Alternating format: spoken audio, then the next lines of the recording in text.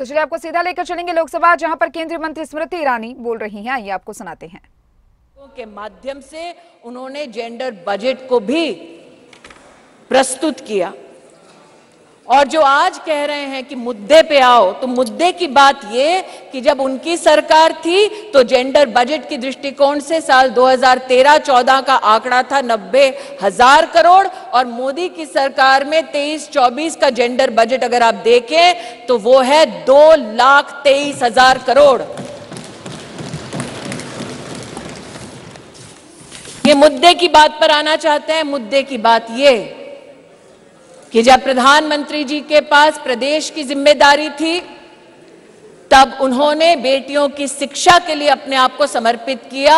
Drop out rate 18% था। प्रधानमंत्री जी के मुख्यमंत्री के कार्यकाल में ड्रॉप आउट रेट 1% हुआ और आज प्रधानमंत्री की जब उनको जिम्मेदारी मिली है तो राष्ट्र के इतिहास में पहली बार राष्ट्रीय शिक्षा नीति में महिलाओं के लिए अलग से फंड का, जेंडर इंक्लूजन फंड का प्रावधान करने वाली सरकार नरेंद्र मोदी की सरकार है। ये कहते हैं मुद्दे पर आओ, तो मुद्दा ये कि जब प्रधानमंत्री जी के पास प्रदेश की जिम्मेदारी थी तो उन्होंने ई ममता एक कार्यक्रम शुरू किया ताकि गर्भवती माताएं, बच्चे उसके माध्यम से सरकारी व्यवस्था से उनका बेनिफिट ट्रैक हो सके, कौन वंचित है उस तक हम पहुंच सके। और आज नरेंद्र मोदी जब देश के प्रधानमंत्री हैं तो राष्ट्र के इतिहास में पहली बार पोषण ट्रैकर के माध्यम से देश के 7.5 करोड़ बच्चे और 2.5 करोड़ महिलाओं को पोषण अभियान के माध्यम से डिजिटली सेवा पहुंचाई जाती है।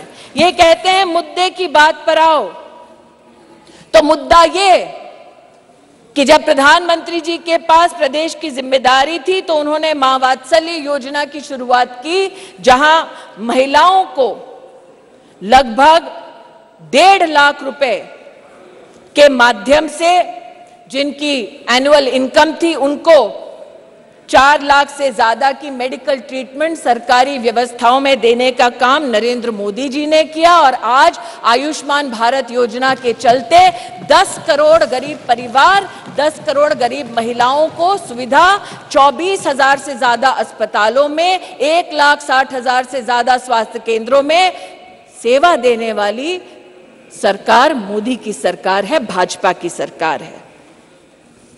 इसलिए जो कहते हैं कि महिला सशक्तिकरण मात्र आज एक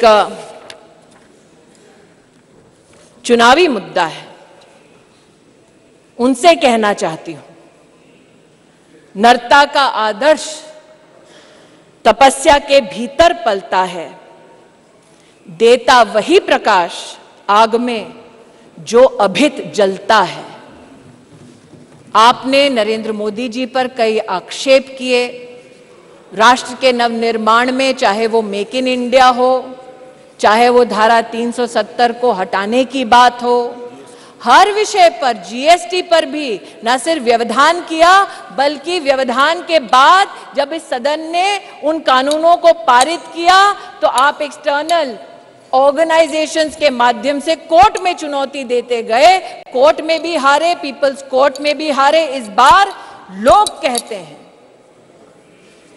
कि 27 साल नहीं, अगर आप जनसंघ की पृष्ठभूमि देखें तो 1974 से हम प्रमाणित कर सकते हैं कि हमारी आइडियोलॉजी ने, हमारे ऑर्गेनाइजेशन ने बार बार कहा कि आप संवैधानिक ढांचे की मर्यादा में महिला का आरक्षण गारंटी करें।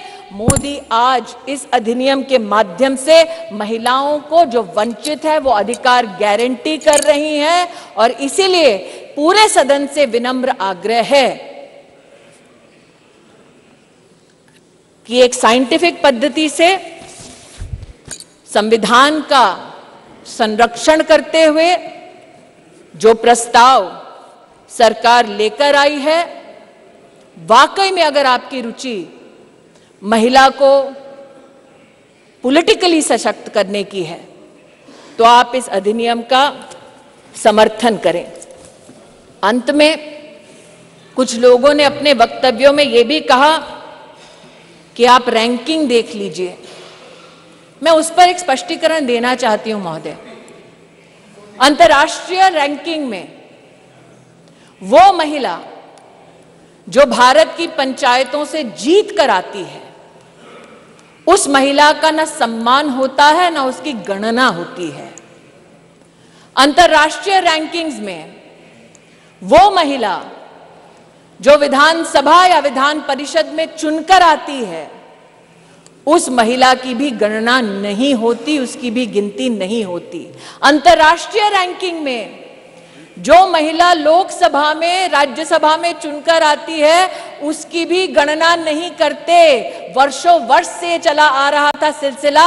मोदी सरकार ने इस विषय को अंतर्राष्ट्रीय पटल पर उठाया और लिखित में उनसे जवाब दिया कि हां, अब हम हिंदुस्तान की पंचायतों में जीतने वाली महिलाओं का सम्मान करेंगे, विधानसभा में जीतने वाली महिलाओं का सम्मान करेंगे, लोकसभा में जीतने वाली, राज्यसभा में हमारी जो महिलाएं सेवा दे रही है उनकी गिनती करेंगे।